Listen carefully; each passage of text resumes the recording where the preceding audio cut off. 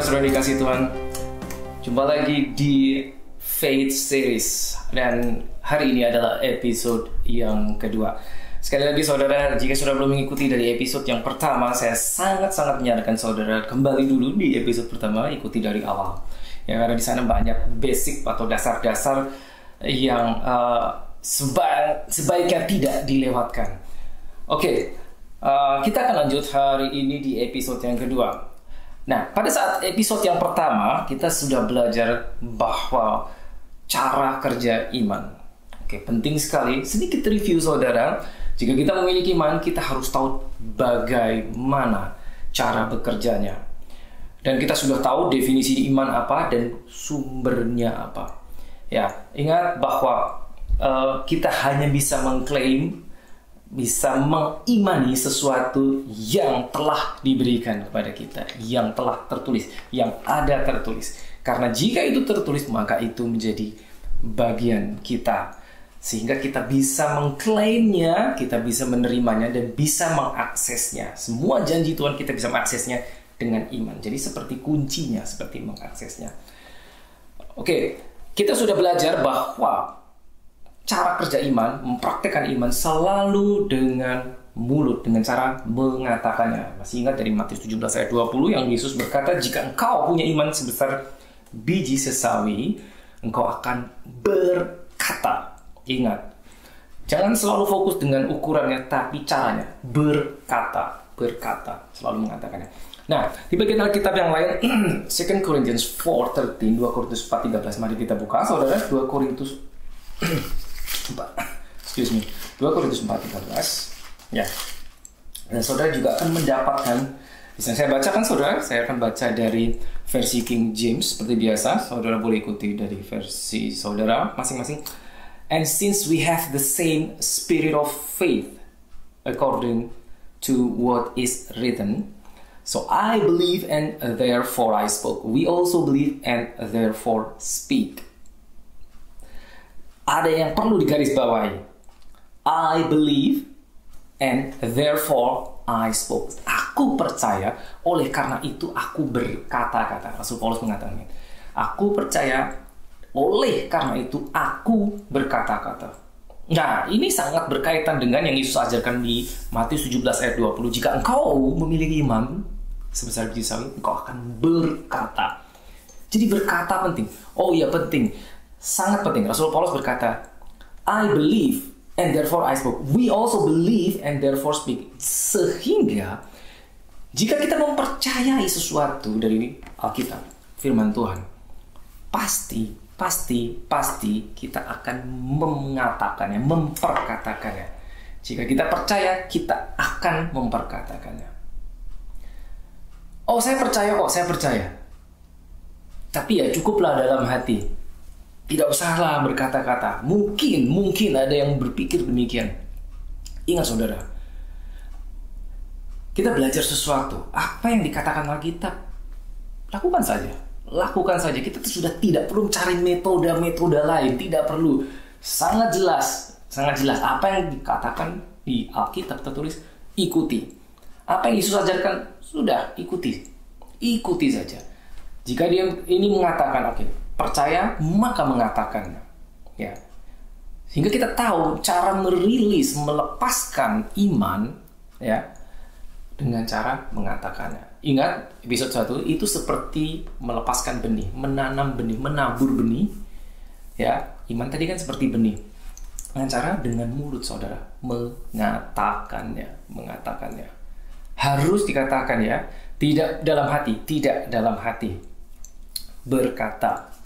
Sehingga kita tahu bahwa ini instrumen yang amat sangat krusial, amat sangat penting.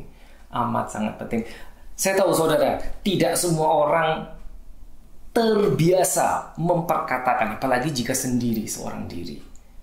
Mungkin kita pikir, rasanya ngapain sih pakai diomongin? Iya deh, saya sudah tahu, iya saya percaya Tuhan, aku percaya kok. Oke, dia ada tertulis. Tapi dibilang harus memperkatakannya dengan mulut. Saudara ingat, di Alkitab juga mengajarkan mulut kita itu kuasanya luar biasa. Bahkan Di bagian Alkitab, di surat Yakobus dikatakan lidah ini adalah suatu bagian ya di dalam tubuh kita yang bisa dikatakan sangat berbahaya. Sangat berbahaya. Bahkan manusia dikatakan tidak bisa mengendalikan lidah. Nah, yang luar biasa di Alkitab juga memperkatakan Proverbs 18:21, Amsal 18:21 berkata, hidup mati dikuasai lidah, barang siapa suka menggemakannya akan memakan buahnya. Menggemakan maksudnya memperkatakannya akan memakan buahnya. Pertanyaannya, apa yang keluar dari lidahmu, apa yang keluar dari mulutmu, itu yang akan kau makan. Nah, kita diajarkan melepaskan faith, iman. Apa itu? Firman Tuhan, saudara. Janji-janji yang sudah tertulis. Nah, ingat ya, kita belajar di episode 1. Jika kita tidak mengetahui janjinya, maka kita rugi. Rugi karena kita sudah diberi tapi kita nggak terima. Seperti paket dikirim kepada kita, tidak sampai. Nah, kita memperkatakan janji, tapi kita juga bisa memperkatakan sebaliknya, kekecewaan, ya, ketidakpercayaan. Hidup, mati, cuma dua macam, saudara kan? Hidup atau mati. Yang keluar dari mulut ini tuh cuma dua, hidup dan mati. Problemnya, nah ini, saudara ingat baik-baik. Problemnya, bahkan kita sebagai orang-orang percaya, mulut kita pakai untuk dua-duanya. Dua-duanya kita pakai. Alkitab jelas mengatakan, mengajarkan kita bahwa dari sumber mata air yang sama, tidak bisa memancar air yang manis dan pahit. Tidak bisa. Tidak boleh, saudara. Tidak boleh. Jadi kalau kita mau beroperasi dengan iman dan kita melihat hasil, maka sumber ini, saudara ya, mulut kita hanya harus kita pakai untuk memperkatakan yang baik. Apa itu? Firman Tuhan, janji Tuhan. Karena kita sudah diajari, kita sudah belajar, demikianlah cara kerja iman, harus melalui mulut. Jangan lagi kita pakai untuk memperkatakan hal-hal negatif, perkataan sia-sia. Karena tadi dikatakan hidup dan mati itu dikuasai, ada dalam kuasa perkataan. Apa yang kita gemakan, apa yang kita lepaskan, kita memakan buahnya. Bahaya, saudara, bahaya sekali. Seperti kita menanam benih yang baik, tumbuh. Tapi jika kita tanam benih yang buruk, itu juga tumbuh. Gitu loh. Nah, kalau kita ingin mendapatkan hasil yang baik, seperti yang kita harapkan, mungkin saudara dalam pergumulan, maka lepaskanlah benih yang baik, melepaskanlah janji Tuhan dari mulutmu. Saya tahu tidak terlalu mudah, perlu latihan. Tapi sekali lagi, saya percaya bukan kebetulan jika saudara menyaksikan tayangan ini. Saudara sedang diajak naik level. Waktumu, saudara, naik level. Berubah, mari kita berubah sama-sama. Oke, paham saudara? Ingat baik-baik. Selanjutnya, nah, kita masih belajar tentang iman. Bagaimana iman, seperti apa iman, cara kerja iman, betapa pentingnya iman. Ya, saudara ikuti dari episode 1. Nah, begini saudara, iman itu seperti sesuatu yang harus kita masukkan ke dalam sebuah depositori. Saya kasih ilustrasi seperti ini, saudara.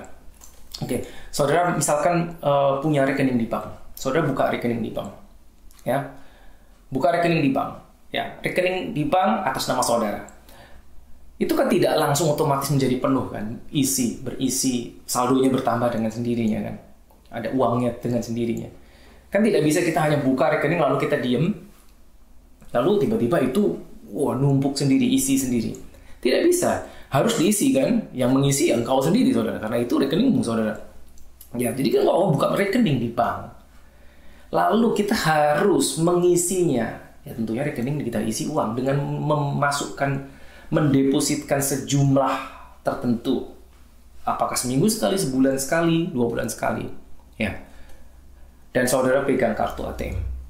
Sehingga suatu saat, kapanpun saudara memakai kartu ATM-mu, saudara yakin, tidak perlu sebentar, saya cek dulu berapa isinya. Mungkin saudara tidak tahu persis jumlahnya, tapi kira-kira saudara tahulah, ini pasti cukup. Sehingga saudara tap, saudara gesek, berhasil melakukan transaksi. Karena saudara tahu bahwa rekeningmu ada isinya. Anggap saudara, katakanlah engkau melakukan transaksi sebesar $100, engkau tahu pasti cukup, pasti bisa ATM saya dipakai. kartu saya.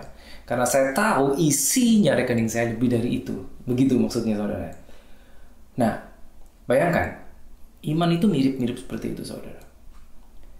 Ya, jangan sampai terjadi seperti ini. Ya, pada saat kita mau melakukan transaksi dengan kartu kita, kartu debit kita, maka yang terjadi adalah ada tulisan dana tidak cukup, not enough fund. Ya, tidak cukup, minus. Karena apa? Mungkin kita jarang mengisi atau tidak pernah diisi, tapi ditarik terus. Iman itu adanya di dalam hati kita, saudara. Hatimu itu adalah banknya, itu adalah hatimu.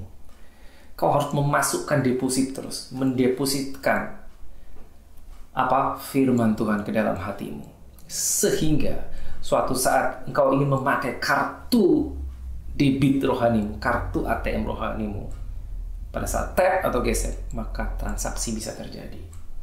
The problem is kalau kita tidak pernah mengisi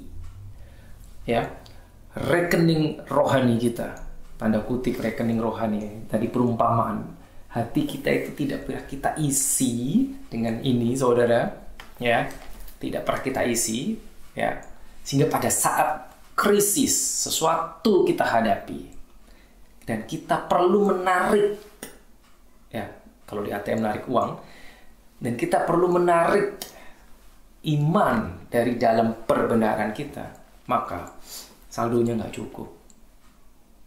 Maka apa? Kosong, saudara. Itu yang terjadi. Saya kasih istilah bangkrut secara rohani. Tidak ada isinya, kosong. Perbenaran hati kita ini nggak ada firmannya. Contoh, ada sakit, penyakit. Kita mendoakan orang sakit atau kerabat saudara mungkin sedang sakit atau mengalami sesuatu, dan kita harus berdiri dengan iman mendukung mereka.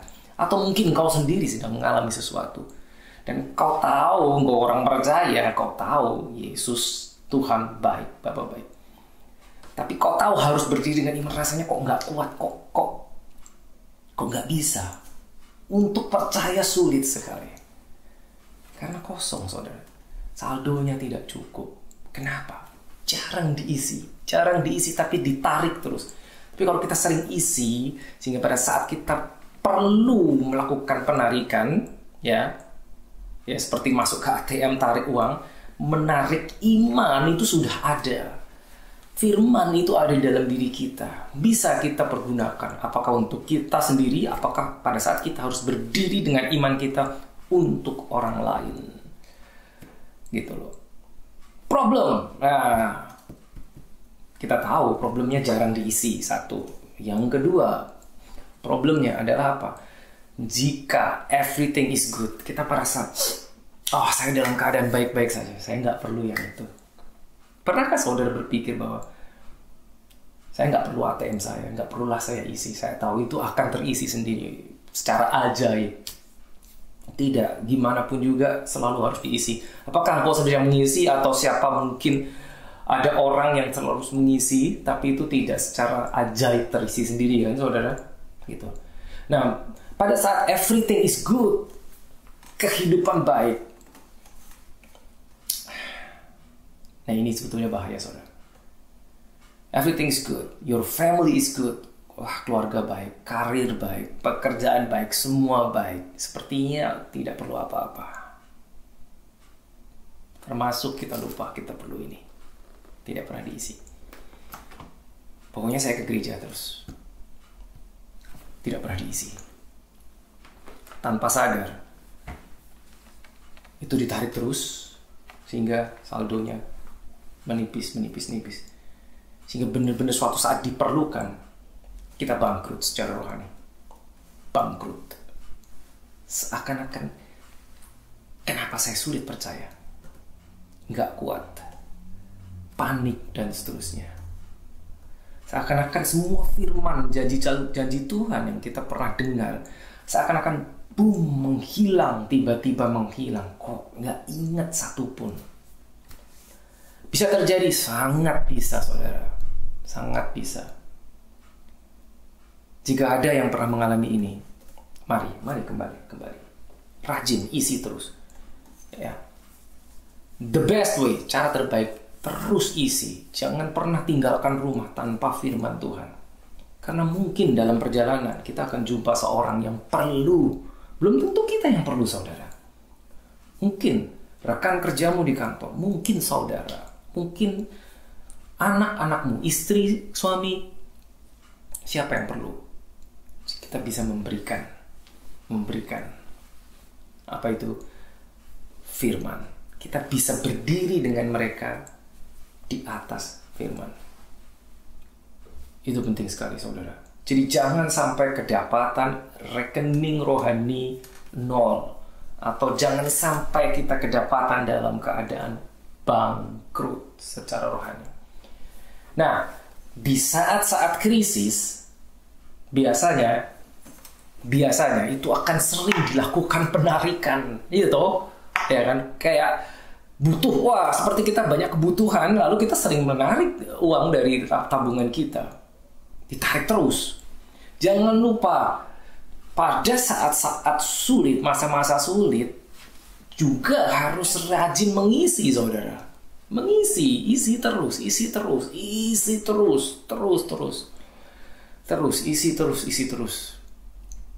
gitu. Saya rasa ini sebuah konsep yang simple, yang mungkin banyak orang lupa bahwa itu tidak otomatis. Benihnya memang ditaruh pada saat kita lahir baru karena ada Roh Kudus. Dia yang akan mengingatkan. Dikatakan Roh Kudus itu mengingatkan, ya. Yohanes 14:26 Saudara boleh buka. Roh Kudus itu salah satu tugasnya mengingatkan kita akan firman. Nah, kata mengingatkan itu berarti apa? Kita sudah pernah dengar lalu diingatkan. Tapi pertanyaannya, kalau kita tidak pernah dengar, lalu mengingatkan apa? Apa yang harus diingatkan kalau kita belum pernah dengar? Itulah peranan Roh Kudus. Kalau kita pernah dengar, kita baca, kita dengar, gitu. Suatu saat mungkin bisa jadi rada lupa, tapi Roh Kudus lah yang akan membawa kembali semua itu.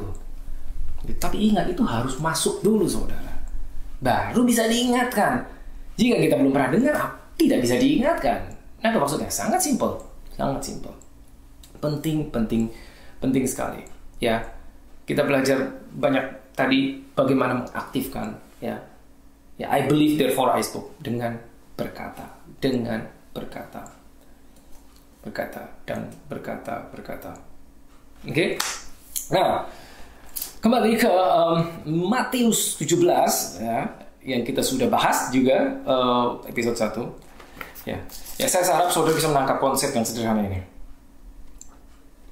Ya, Matius 17 ayat 20, ya. Dari ayat sebelumnya saudara boleh baca, ya, ceritanya, konteksnya pada saat murid-muridnya mau menyembuhkan orang sakit yang gagal, tidak bisa, ya.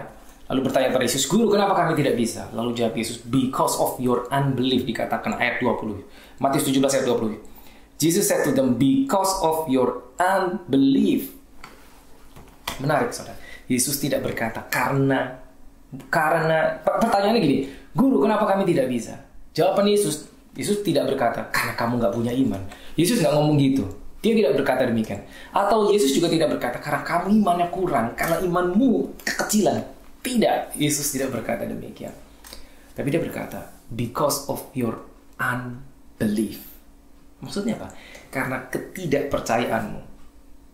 Tunggu dulu. Murid-muridnya, ada orang datang, ya, membawa anaknya, ya, minta tolong dilepaskan dari sakit penyakit dan terikatan roh jahat. Lalu muridnya melakukannya. Berarti muridnya punya iman dong. Ya, karena kalau mereka tidak punya iman, mereka tidak akan melakukannya. Nah, mereka melakukannya berarti mereka pernah melakukannya, karena mereka tahu, ya, sudah pernah melakukan. Itu bukan yang pertama, jelas bukan pertama. Dan mereka sudah pernah melihat Yesus melakukannya. Berarti mereka punya iman. Maka pada saat mereka bertanya kepada Yesus, "Guru, mengapa kami tidak bisa?" Jawaban Yesus, bukan karena kamu nggak punya iman, tapi karena kamu tidak percaya. Unbelief. Because of your unbelief. Mungkin dalam bahasa Indonesia karena kau kurang percaya. Ya, ingat, kurang percaya juga tidak ada hasilnya.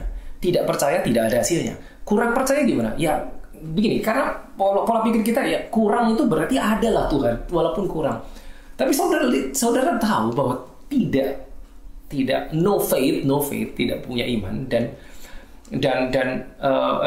kurang percaya, itu dua-duanya tidak ada hasilnya. Dan ini menarik, Yesus bilang because of your unbelief, berarti ada ketidakpercayaan. Nah, berarti ada kondisi bisa seperti ini. Punya iman tapi juga punya unbelief. Saya ulang sekali lagi. Punya iman, ya, tapi ada unbelief juga. Saat yang sama. Ada iman, tapi ada unbelief juga. Bagaimana ini bisa terjadi? Bisa, saudara. Bisa. Ya, kalau kita baca kembali tadi yang sudah ayat kita baca. 2 Corinthians 4:13, 2 Korintus 4:13 ya. Yang saat Petrus mengatakan I believe therefore I spoke. Saya percaya karena itu saya mengatakannya. Di situ juga dikatakan spirit of faith. Jadi faith itu something yang dikatakan spirit. Tersimpannya itu di hati, saudara. Di dalam, yang paling dalam, in the spirit. Yang paling dalam. Nah, ketidakpercayaan, unbelief, itu adanya di mana? Di sini, saudara.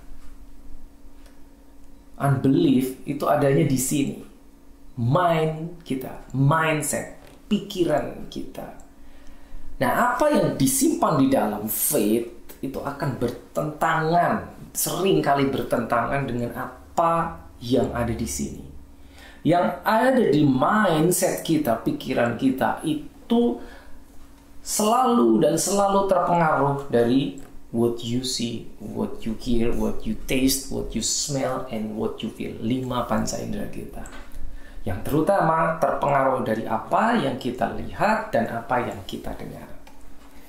Saudara mendengar sesuatu yang buruk, saudara melihat sesuatu yang buruk, langsung sepersekian detik otak kita tanpa disuruh ya akan merekam itu kan, apa yang kita lihat, dan tanpa disuruh otak kita akan mengambil suatu kesimpulan, menganalisa langsung, karena ini powerful sekali otak manusia, saudara, dan mengirimkan data kepada seluruh kesadaran kita gitu. Dan jika itu sesuatu yang negatif, maka itu akan bertentangan ya, akan clash dengan hatimu, di mana iman itu ada disimpan.